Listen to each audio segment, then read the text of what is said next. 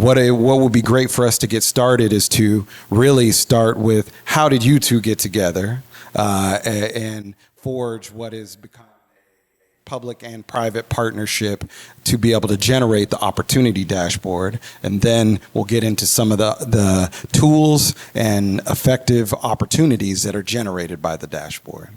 All right. So wonderful to be here this morning with everyone. And I guess the story starts with Prince, huh? Kwame and I met in 2018 when we were both selected in the 2018 class for the Ask Men Ascend Fellowship. And it is a fellowship that is really bringing together individuals who are on a trajectory, early stage in their career, have some accomplishments behind their under their belt, but really have vision of creating groundbreaking innovations, particularly around children and families. And so that's how we met, and it was very unlikely, I think, that we would actually have a collaboration, him coming from the investment world, me coming from public health. But I'll let Kwame fill in the blanks about how we actually made that connection. How we made the Prince connection, or how we made the business connection? Yeah, So, bon dia, good morning. Excited to be here as well, and to share the business that we're building together, and really the opportunity. The context obviously was shared. I run a venture capital fund out of California. And, Wendy and I were part of a very special cohort. You may know a very famous senator in the United States, Dr. Raphael Warnock, Senator of Georgia. He's actually in our cohort. And so we all became friends together, and we're traveling the world together, getting to know each other, and really helping each other to think through how we could take our lives and careers to the next level and the next stage. And I learned that Wendy was a huge Prince fan, and I was very fortunate that I got a chance to work with him in the late stage of his life. And he was actually the person who inspired me to do a venture capital firm focusing on Black founders. And so once, Wendy, you knew that story, we became friends, and then Prince had a very special album came out that Wendy hadn't heard all of yet, which was him playing acoustic music, and I played one song for her, and we were instant best friends. But that's how that connection was made.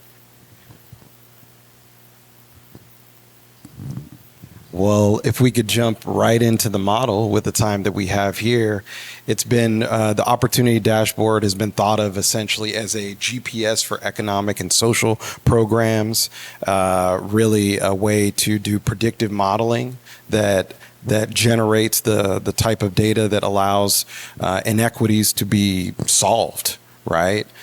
So it would be great to hear more about how you came to this, and extended, of course, the research of what you had already done, Dr. Ellis, in community resilience, and how this, I'd like to then hear from Kwame about why does venture capital care about this and where the opportunities exist. So you alluded to earlier about my first career. My first career was actually in television news, and everywhere that I lived, every city that I lived in, I always volunteered on behalf of children who had been exposed to abuse and neglect. And in Seattle, Washington was one of the last places that I actually worked in television news. There was a story about a little girl who passed away after being in the care of her mother. They were at a organization that I was heavily involved with, Child Haven. And it really broke my heart when we began to understand the story behind this little girl's death. How many times have we read the headlines and we've heard about, this system failed, or that system failed, or this system failed? And it really made me think about the disconnects between our systems that are supposed to serve public, but fail almost every day intentionally and reliably. And so in the story of Loria Grace, it was child welfare, it was the prosecutor's office, it was Seattle Police, it was child welfare, it was a number of different organizations. A lot of things, if we think about what happens in the day-to-day of our lives, it's not just one singular thing that goes wrong.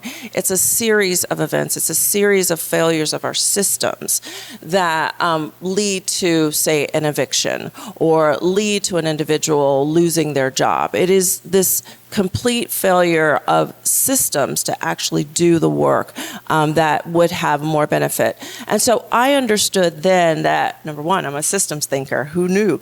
But also that there needed to be an intentionality between how we think about where we're making investments to close gaps and to change trajectories for individuals. So that's where I came up with, not overnight, but, a master's degree and a doctoral program, this theory of community resilience, where it really takes the science of understanding community resilience from a disaster preparedness and a homeland security kind of perspective, but also public health, the science of social determinants, the science of economy, the science of public policy, all of these things. It's very complicated, but it's complicated by intention to produce the negative outcomes that we see. So therefore, if we're going to actually program a more positive outcome, we have to have the same level of intentionality with regard to investments, particularly by race and by place, is because that is where predictably, reliably, and intentionally we see the inequities throughout not just the United States, but globally. So that was where I came up with the theory of community resilience, the framework, and from there, figuring out that it's not enough to have a theory. If we're going to get something done, what gets done is what gets measured. And so that's where the opportunity dashboard came from. And again, it's not about, hence the name, opportunity. It's where we have our opportunity to be intentional about the investments that we make to close equity gaps over time. And the tool, most importantly, not only helps us track that progress over time, but it also sets up a system of accountability.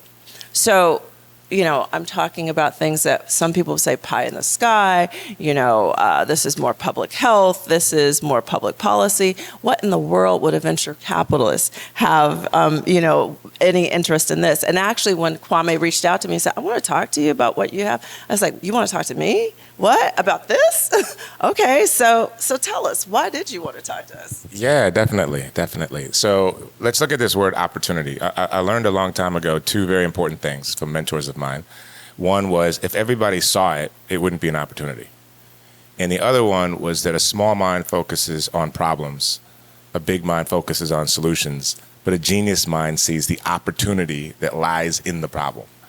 And so on the VC side, people always think that, venture capitalists are just looking for companies that they can put money into and they can just get 10, 20, 30, 100x return, and they just make a lot of money and don't really care about what the thing is. That may have been true for a generation of venture capital investors before us. Now, in the US, you have a dynamic that, 10 years ago we started hearing that less than 1% of the venture capital, you're talking about at that point about $100 billion, was landing in the hands of African-American founders and or fund managers. And so when I thought about this idea of where's the opportunity, and the opportunity lies in the problem. When you look at that disparity, most people's gut reaction is, well, let's try to get Silicon Valley to give us more money. How do we put more pressure to them to open the coffers? And it's my perspective, because I went to Stanford and I was there in the early 90s when a lot of the folks who would create the internet economy that we now know were actually my classmates. And what I realized was that all of those companies, to a person, started with an initial check for between $100,000 and $500,000. That means Facebook, when it had its public offering, $100 billion valuation that day, it started with a check for $500,000 to get started. And every company from Apple to Google, Google's first check was $100,000. And we see what Google has become today. So my vision was very simple. And this came from a question that Prince had asked us early on when we were working with him. He said, where are the black Mark Zuckerbergs? And what is your generation doing to create them? So I just put two and two together. I just said, well, what would create a Mark Zuckerberg is basically a check between $100,000 and $500,000, and coupling that with visionary, planet-changing, groundbreaking entrepreneurs with planet-changing, game-changing technology platforms or companies. It was very simple. And so with Wendy, with the work that she was doing, my thought was really simple. There's a business here. A lot of people need what she has because it's solutions oriented. The solutions using the opportunity dashboard to solve disparities in cities and states in the world. Community-based organizations need to use that. Cities, mayors, city councils, governors, universities, they all need that. And we already have models of companies like Salesforce, right? These are software companies where people are paying monthly fees to get access to a certain platform. And so for me, it was really, easy math. This is an extraordinary platform that's going to have a massive impact, one. Two, there's a huge market for this because a lot of people need it and would pay for it.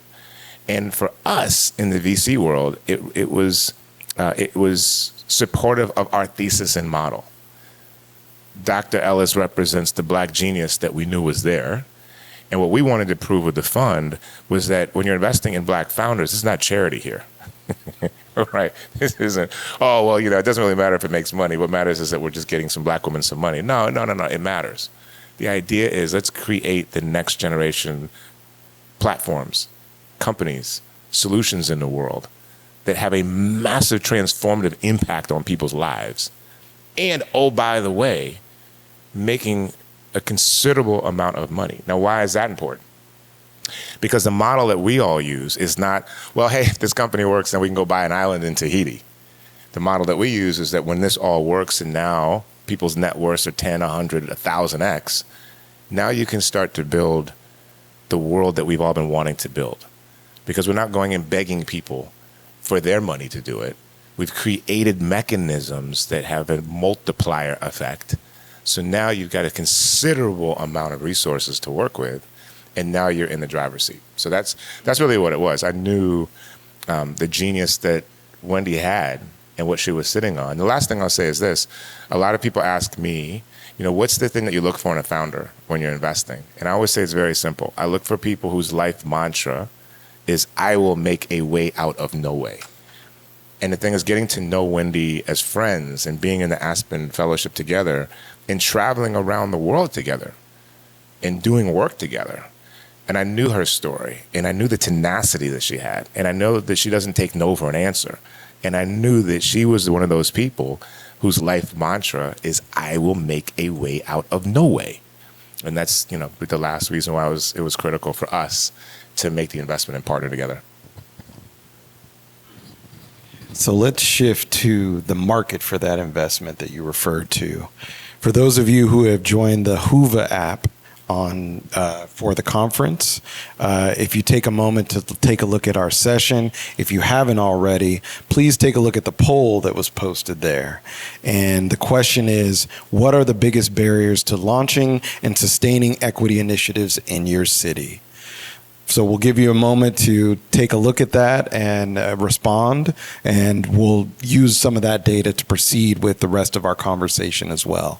But taking a look at that market, as we have municipal leaders here gathered, what are some of the things that you think, one, where are you first launching this?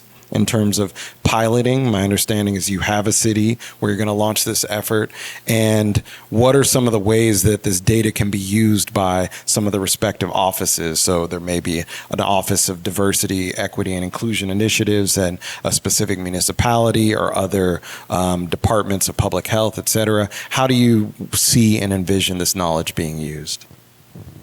So just to be clear, there is a prototype that's already out there. It's called the Equity Dashboard, and that has been developed through our work with the CDC at the Center for Community Resilience at George Washington University. So we've been working with 12 health departments across the U.S., and for each one of those cities, we create equity dashboards. And it's for them to focus on one area of inequity. We create a predictive model to understand what are the pinch points that are producing the outcomes that they see. So specifically in Louisville, Kentucky, the health department there decided to focus on disproportionate evictions in communities of color. So when we worked with community partners as well as the systems partners, we began to understand that it wasn't just simply that someone couldn't pay their rent. There was a disproportionality in individuals who were returning citizens, who were disproportionately being evicted, but it was also a cluster of landlords, predatory landlords, who also were taking advantage of the fact that there isn't a lot of tenant protections there. So that's big P policy. But there's also small p policy, investment policies with regard to access to public transportation. Individuals, if you can't get from point A to point B, where you can actually achieve economic mobility, how are you going to pay your rent? So this came back to the city about public infrastructure. Where are our public bus lines so that people can actually, in this area, be able to get to where they can get to the higher paying jobs?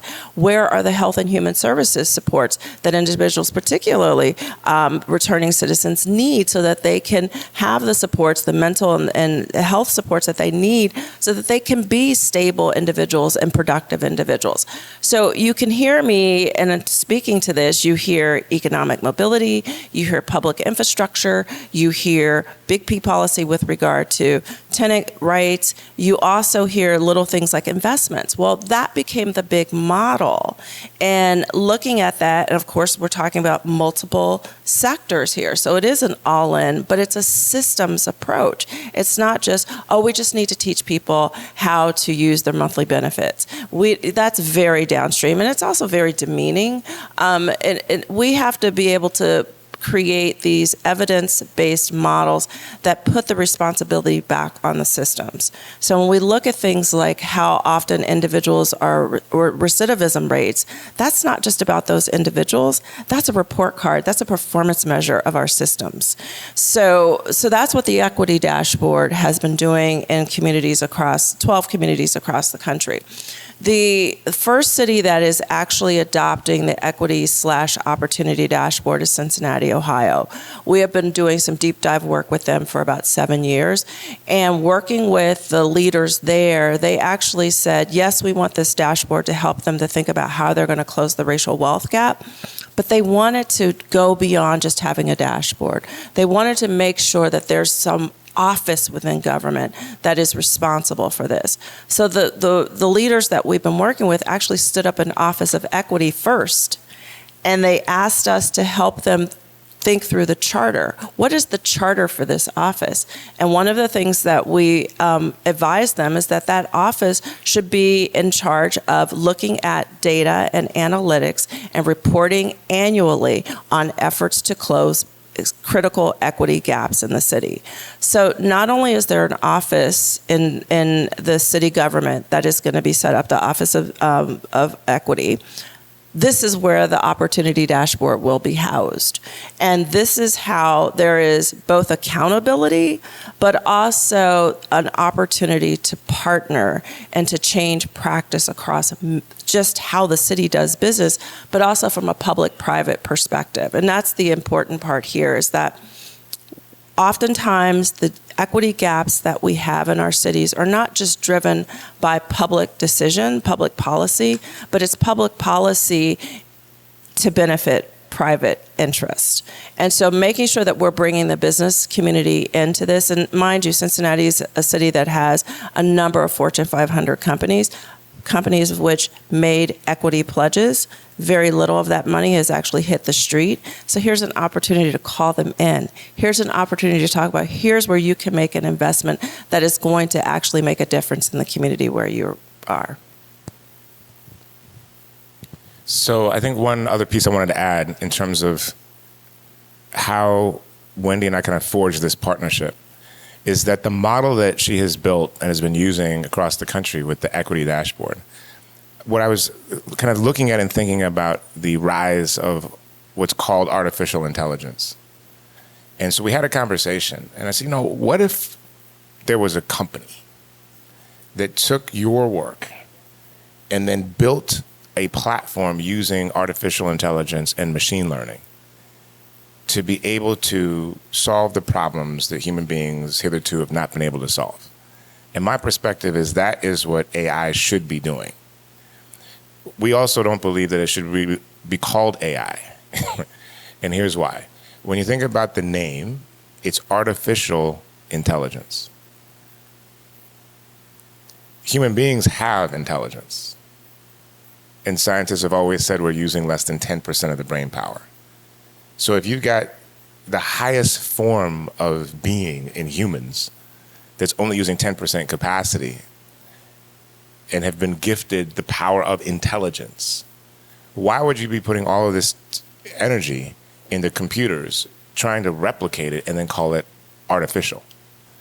What it is it's digital intelligence. That's what it actually is. And as we talked about it, Wendy had this idea, when you think about AI, now they're adding different swaths to it, generative AI. And so, Wendy loved this idea of, digital intelligence, but she said, we should also have what we call adaptive digital intelligence, because it's the dance between the human being and the computer to do what? To create solutions. So it's very simple. You think about this idea when he talked about recidivism, and you could talk about high school dropouts, and you could talk about economic wealth gaps. There's all of these different disparities that exist.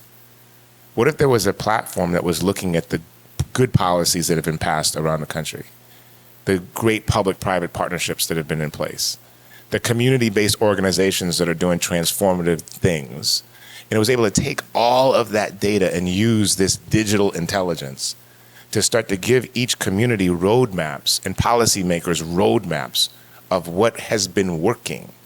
And as they use that, then they put that information back into the system, and you have the machine learning and the digital intelligence that's now getting smarter and giving better solutions. And it's all a dance. And this is what I love about Wendy's adaptation of digital intelligence. By saying it's adaptive, that it's this dance again between us as human beings, the policymakers, the on-the-ground change agents, the social policy thinkers, working in tandem with this technology, right? And then from the business standpoint, it's folks are paying, and again, a community-based organization may be paying nothing or be paying $50 a month. But universities, city councils, state legislatures, they're paying, whatever fee they'll pay per month. And when you think about that opportunity, now we've got a business that's actually solving real problems. It's on the cutting edge of the newest technology in the world. And then it can really not only generate a considerable amount of revenue, but that means there's more opportunities. When you think about Google, we could talk about, at the beginning there was two guys that had $100,000. How many people has Google employed? And then how many spin-off companies have happened because of that? And when we talk about inclusivity, part of the issue, whether it's corporate America or technology, is folks being able to have a seat at the table of power. This is another reason why we did what we did. Do you think that when Dr. Wendy Ellis's company, with the Opportunity Dashboard, when that company has millions of dollars to work with and is hiring hundreds of people, do you think that they're going to have diversity, equity, and inclusion problems? Do you think they're going to have issues with gender balance on the board of directors? Do you think they're going to have to do diversity training to understand how to think more inclusively? Of course not. Why? Because it's built into the DNA of the company. Why? Because it's coming from the head. This is what happens when you're investing in the folks that have been historically not been invested in. That's how the change happens, right? So that I wanted to add that part because I think it was important of how we kind of saw this connection of the new technology controlling the language of that new technology and then using it in ways that are going to serve us in the ways that we've wanted to see happen. I want to add something here because it is new technology, but it's based on principles that the investment community is very familiar with. And that was the aha moment for me that came when talking to you, is that this is just a mock-up of what one of the dashboards look like, but it's predictive modeling. So this is what many in financial circles and financial markets use. They use predictive modeling based on big data, so past trends, to predict where is the best likelihood to have an investment today that will have economic return, say 20, 25, 30 years from now.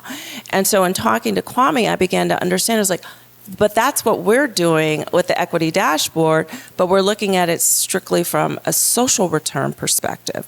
And speaking with Kwame, it helped me to understand that we actually have a tool using predictive modeling that is well accepted in the financial markets that demonstrates both social and economic return. And for me, as an academician, but also as an activist, it was like, that's the game changer there, because that's when we can talk two languages, and both with the head as well as with the heart.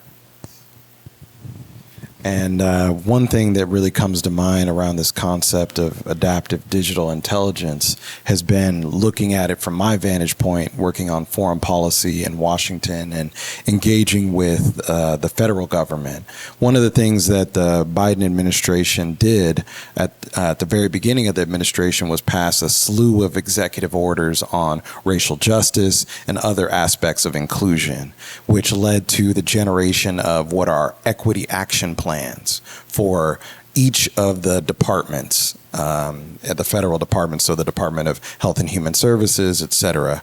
One of the challenges that we've observed and have conducted a lot of advocacy around is how do you codify the recommendations and the goals of those equity action plans? And there really is a deficit of the potential for implementation. This dashboard fills a critical gap in terms of where those services are delivered at a local level, and looking at implementing what are the goals of those equity action plans. So there's really a tremendous opportunity there. Also thinking about how the Millennium Challenge Corporation explores its investment abroad in terms of development compacts. The MCC essentially references a number of indices to gauge the ability of a market to potentially invest in a country. The opportunity dashboard should be integrated in those decision making. So the potential for scaling this is enormous and exciting. I do want to turn to, now we have quite a few responses of our poll here. I do want to turn to the answers here. And the interesting thing is the answers are pretty widely spread out. So earlier it was tilted on a few. So the responses came back pretty evenly, for the most, all of the above, and I will list what all of the above are. So for the question was, again, what are the biggest barriers to launching and sustaining equity initiatives in your city? Making the business case, we had a few votes there. A clear implementation and communication strategy, a few votes there. Lack of metrics to track progress and establish accountability across sectors, the same number of votes there, and research data that demonstrates goals and needs to policymakers and community stakeholders. So essentially the same number of votes there, but most of the audience thought all of the above. So thinking about bringing this to the level of the community that is here as stakeholders in this mayoral summit and the conversation, I think if you want to respond briefly to the poll, then we can open it up to conversation for any questions from the floor of if you've had an opportunity to think about how wherever you sit, you'll be able to use these type of metrics to solve solutions in your communities. So I have to admit, the poll was a little stuck there. Actually, the opportunity dashboard helps with all of those things. So the most important thing that I learned early on in trying to make the case for why this was important was I had to make the business case. It wasn't about, if we've done so much work and research with regard to the heartbreaking stories of the lost human capital, the lost potential, and it's getting us nowhere. But I recall a few years ago, there was a launch of a multi-philanthropic organization or initiative in New York City, the Guilty Shall Not Be Named. But one of the things that the individuals said, one of the CEOs of the larger philanthropic organization said that he recalled a conversation with a gentleman from Goldman Sachs. And he said, when I can look at a homeless person and see what my return on that investment will be, that's when I will invest in something like that. That's real. So I understood that after talking to Kwame, if they can look at a neighborhood or the loss of human potential and investing in something to change that and actually see the economic return, it's the reality of the world that we're in. And so that's why having that tool, be able to demonstrate that, is so important, because it's not just about having look, we have researched inequity. We have researched disparity. Full stop. Stop it. We need to stop with that part of it and actually start to enact the solutions, because there's so much evidence of what works. And what works is, number one, intentional investment in communities, intentional drawback of these policies that drive these negative these outcomes. Full stop. So yes, there's research specific to your space to understand where are the opportunities, but we don't need to research why do we have disproportionate heart failure in people of color. Okay? Stop. The other part of this is, once you have determined what is the problem that you're trying to solve, so we actually start with each one of our communities, 3 simple questions. What's the problem that you're trying to solve? Who needs to be at the table? And where's the opportunity to get started? We always start with the strengths first. Where are the investments already to determine where the gaps are? And so a communication plan, effectively communicating that, starts with those 3 questions. What is the problem that we're trying to solve? Who needs to be at the table? When we figure out who needs to be at the table, then we're also figuring out accountability. It's not just we want to collaborate with you. It's because you actually are part of the solution. Your absence is part of the problem. And so bringing folks together in that way, that's how we create this understanding. But also part of our technical assistance is providing policy briefs so people understand not everybody knows how to weave into those worlds. And so being able to help people to succinctly and concisely speak to, here's the problem, here's the solution, here's what's the investment that's needed, now let's get to business. We don't need to make people cry. I'm tired of making lawmakers cry. I did enough of that when I was in Olympia, Washington. Don't need to do it anymore.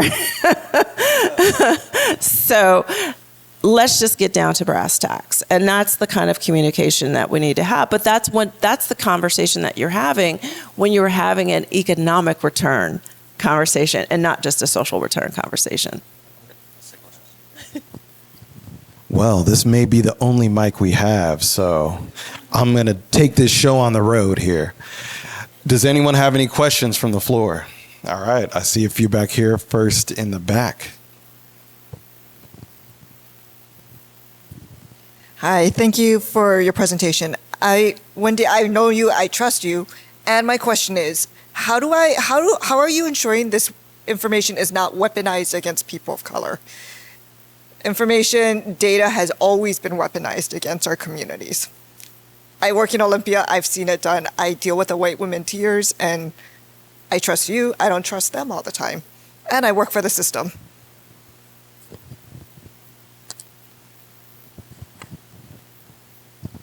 So one of the strategic decisions that I made in launching this in Cincinnati, Ohio in particular, is because I recognize the political state that we're in, okay?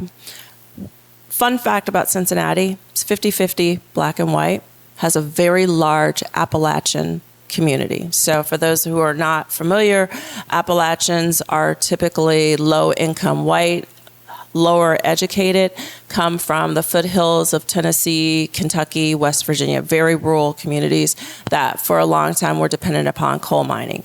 The descendants of Appalachians were lured into Cincinnati in the early 20th century for manufacturing jobs.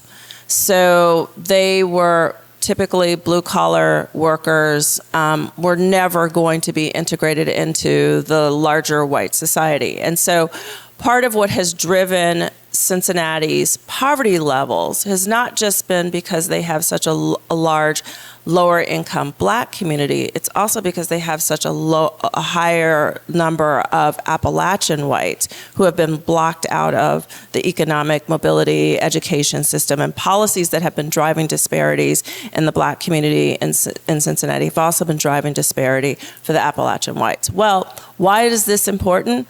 Because when we're looking at talking about equity, which has been a weaponized word, there's a number of ways that we can measure equity. Race is always and should always rightfully be number one because that's been the number one driver of inequity.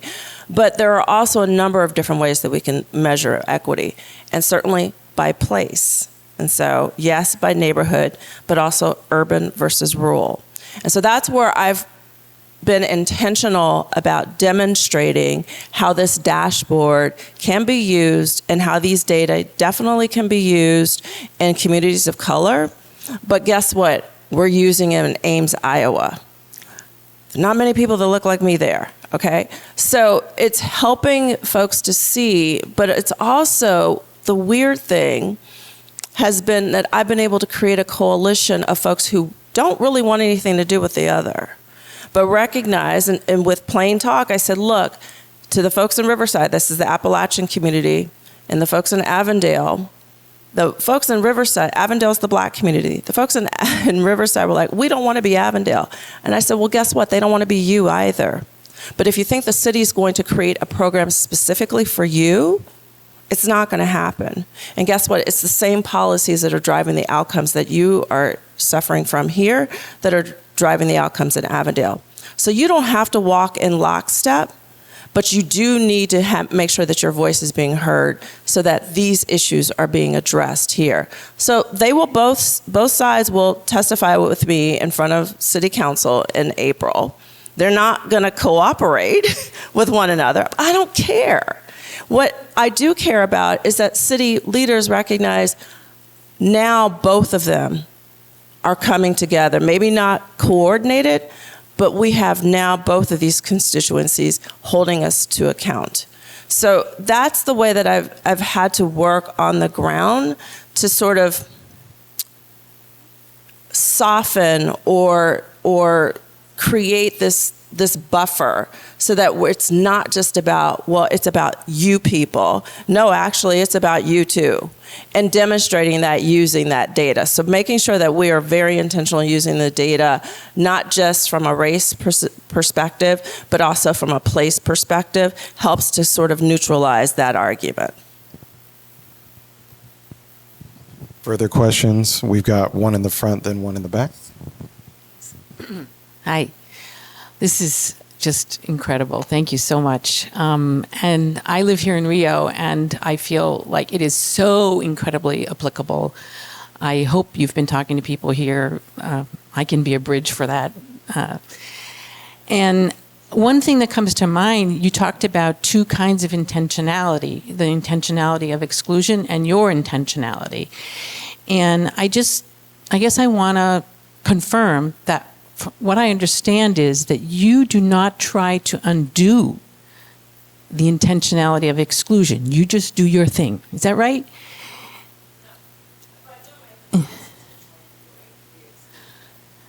Okay. But because here, it's, and I think elsewhere as well, it's not easy to convince people that the bad kind of intentionality is really happening because it's not explicit. And also there's a very little belief in the greater good. And so, sort of philosophically, I'd like to know what you think. So first off, I am nothing but intentional. And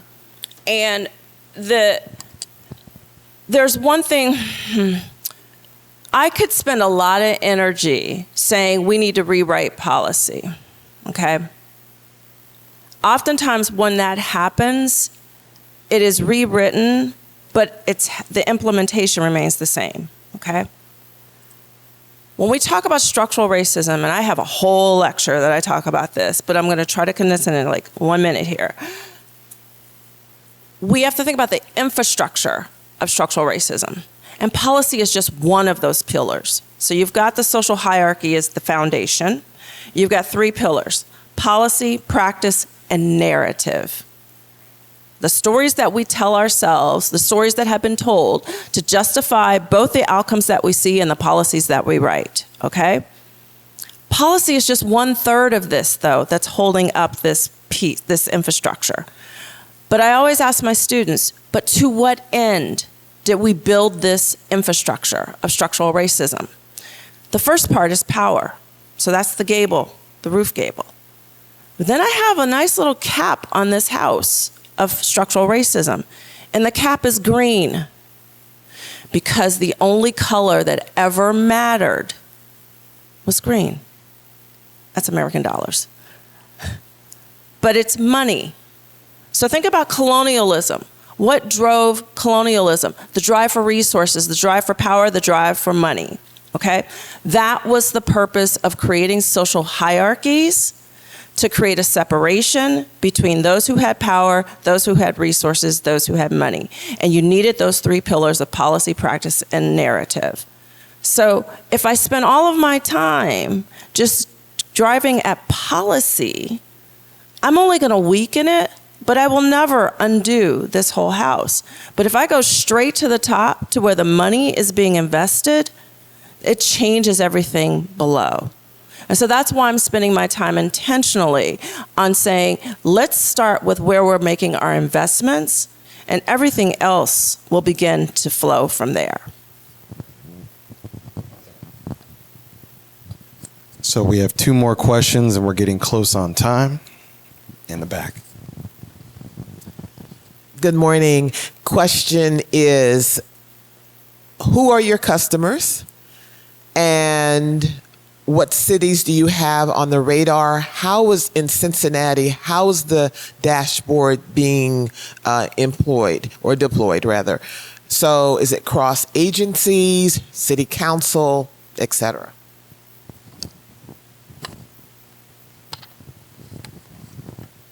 So the Cincinnati dashboard is currently under development. We are unveiling the first prototype of it in April for City Council.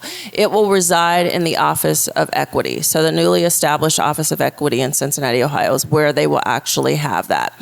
It will be deployed across agencies. So right now, what Cincinnati is looking at, and what they've asked us to look at and create a model around, is closing the racial wealth gap. We are looking at that from a place-based perspective. So we have 4 neighborhoods that we have identified. Housing, education, law enforcement, and criminal justice are the 3 main sectors where we're looking at both those 3 Ps that I talked about. Well, the two of the Ps that I talked about, policy and practice, and then the investments. We're also working with the business community to think about where they can make strategic investments in place. So that's another P. Thinking about development, and particularly low-income housing development, but making sure that development is for improvement in the city, in the neighborhoods, for the people that can actually stay there, and not pushing people out of place.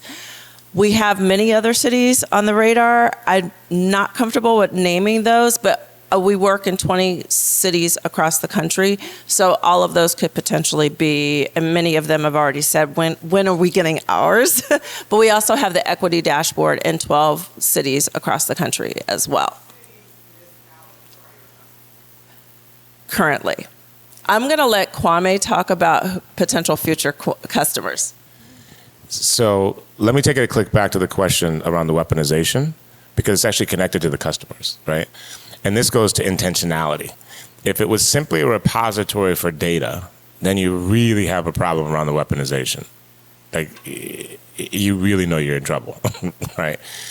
The whole concept is this becomes a destination to understand how to make things better.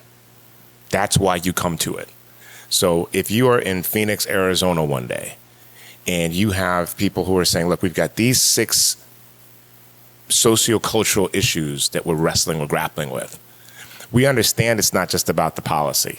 We also understand it's not just about the investment dollars, opportunity zones, and those types of things. What we're looking for is, what's the formula? The formula. Which community-based organizations do we need to be working with? Which policies do we need to have in place? Which investments do we need to make? What type of asset class managers should we be working with to make those investments? And it's all evidence-based, and it's also experiential-based. Because when you go looking for that solution, the machine learning and the digital intelligence is aggregating what other people have done around the country to be able to give you a framework of how to start to roll this out in your community. So every time you come to it, it's you're looking for the solution. That's one of the big moats around the weaponization. And it goes directly to what Wendy was talking about intentionality, right? So that's the first thing. In terms of customers, let's just reverse engineer it. If this is going to give us solutions, well, who needs the solutions? Community-based organizations need it. Policies makers need it. Real estate investors need it. Private equity firms need it. Venture capitalists need it. Researchers need it. Media folks need it, right? So now you see, and this is the thing about kind of the expansive thinking, right? It's one thing to talk about, well, VCs are trying to make money. Well, I'm coming from an entrepreneurial perspective, right? When you look at Salesforce, the basic concept of Salesforce is simply a tool to track customer conversations to lead to an outcome of a sale. That's why it's called Salesforce. And who uses it? Small sales organizations, big sales organizations, car dealerships, anybody who's selling uses Salesforce. Now, their business model, for all intents and purposes, is $25 per user per month. Now, in the United States, that is just not a lot of money. And the ROI on that investment, we use Salesforce for our business. The ROI is phenomenal. So that's the thinking for us, right? And then when you look at, let's go back to power too, around the money and the use of money. So when he talks about the power and the investments, where are the investments made? Now complement that with who has the capital to make the investment. See, that's where you start to shift the power dynamic. Because if you're influencing where the investments are made, but you don't have control of the investments, you'll have a certain level of influence and power. When you actually have the wherewithal to make the investments, that's when things start to change significantly, right? So that's why another reason I'm excited about the tool and how expansive I see it being. Well, we had one last question here in the back. Unfortunately, we don't have any more time beyond that. Thank you. My question is with regards to the equity tool and just the dashboard. I'm trying to make sure that I can conceptualize it. Have a background in education, public policy, and finance. So this reminds me of a concept called social impact bonds, essentially where it's an outcome-based financing tool that is using private investment to fund social programs, and the private investments where the philanthropic community or the private investors, they receive some type of a return on their investment after this outcome-based issue is solved. And when we think about the amount of money that government or the philanthropic community is putting in major issues that aren't producing return, it has for the lack of a better word, have not attracted a lot of private investment dollars. So one, are you familiar with social impact bonds? And two, is this dashboard essentially around that sort of concept?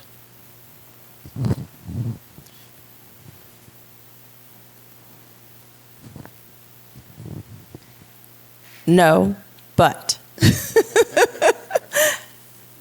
it's not specifically around that concept. So when I'm presenting the opportunities for investment, I'm also presenting to the cities, and here are your potential revenue sources. Here are your potential investment sources. So for Cincinnati, I have it in 3 different categories. There's a channel for federal drawdown for monies. There's state drawdown, there's local. So those are public dollars. But then there's also revenue dollars that they have from various sales that the cities have made that are unrestricted. So some of them are restricted, say, around infrastructure. Well, we know that infrastructure needs to be invested in some of these communities. So you already have a revenue fund. Channel that to this specific and intentional investment. Another one, Kroger, an international grocer, world headquarters right there in Cincinnati. When I met with the CEO of Kroger's in their 14th floor conference room overlooking Avondale, the largest neighborhood in the city, predominantly black, 7,000 residents, And I said, they don't have a grocery store, and you can see Avondale from here. And he said, well, one of the figures that we use to determine where we're going to put grocery stores is how many renters that we have to homeowners.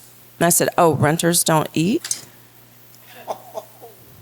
I'm sorry, was that a wrong response? That's real. And so it's questioning, like, you have a whole market right there in front of you. Why aren't you making that investment? So because that's a return. That's an economic return for them. This isn't about just doing social good, which is what the social impact bonds are about. That could be a mix of it, but it's not solely just about that. This is about, look, at the end of the day, as much as I hate capitalism, it's the system that we're stuck with. And so I'm trying to create a tool that actually helps us work within that system, but do the good that needs to be done. And unfortunately, the only way to do that is to be able to demonstrate what is the economic return. And social impact bonds don't do that for everybody. They will do that for some, but not for everybody. And that was the 2-minute cue.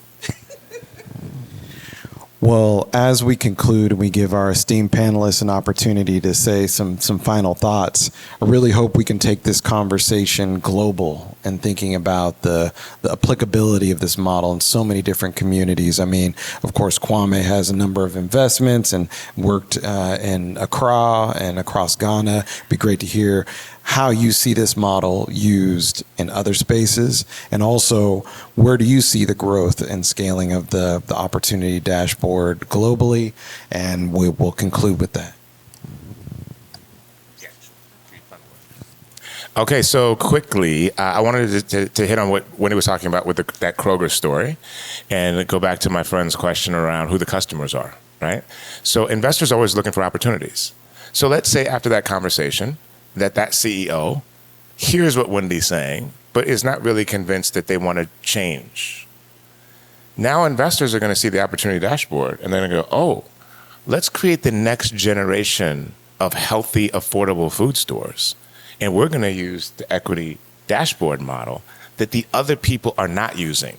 They're still going to use the homeowner model, but we're going to use this model. And we're going to go to that community that's not being served, and we're going to put our grocery store there, right? So this is the beautiful thing about competition as well, right? When the big boys, so to speak, don't want to move, then the innovators can come in and start to build in those opportunities because now they know where to go, right?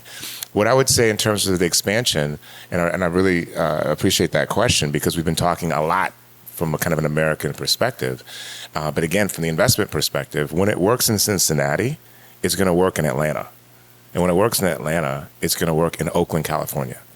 And when it works in Oakland, it will work in Rio and Sao Paulo and Accra and Kigali and Denmark and everywhere else, right? The same way that initially Google was just a search engine, and then you have Google Earth, and then all the different things that come out of it. So even as powerful as what you're hearing is today, I want you to think about it like Google in 1999.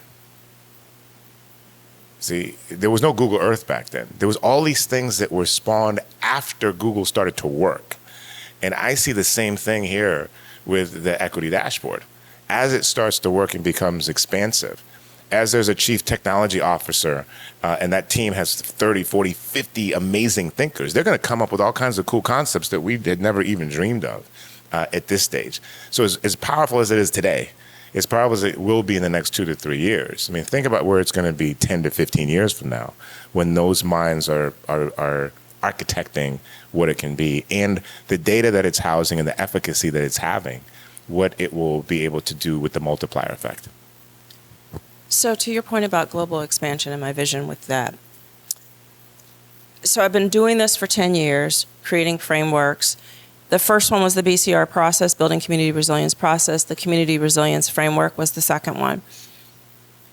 Without me actually actively pushing it out there, it has been organically adopted by at least 10 countries, governmental agencies within 10 countries, and community organizations across the globe. In fact, I will be going to Rwanda in April to teach the community resilience framework for cohorts of individuals from different countries across the continent. What is universal is inequity, and what is universal is the driver of that, and that was structural racism. Structural racism driven by colonialism. That's not, the U.S. has no monopoly on that, right? And so that's what actually encourages me that the opportunity dashboard has global relevance, because these frameworks from which the opportunity dashboard is built upon is derived from, informs the opportunity dashboard. And folks, and let me just say, when I got a call from the folks in the Netherlands who said, we want to use your community resilience framework to inform a funding opportunity to address inequities in 4 neighborhoods, I was say more? Help me understand. But it's also interesting to see where we have homogenous populations that are still recognizing social inequity that are driven by systems. And so there is an applicability to this. And I do believe that the measurement piece is what makes it different. It's not just the heart, which is so important. I mean, I wouldn't be in this if it weren't for the heart piece of this. But I recognize the only reason why I'm making any difference right now is because I had to work with the head and work with, unfortunately, the head comes to big P policy and big dollars. Well, let's go ahead and give our panelists a round of applause. Thank you all for being here. On some housekeeping notes, I believe we are on a quick break and we need to shift the room to our next panel, but thank you so much for making the time with us.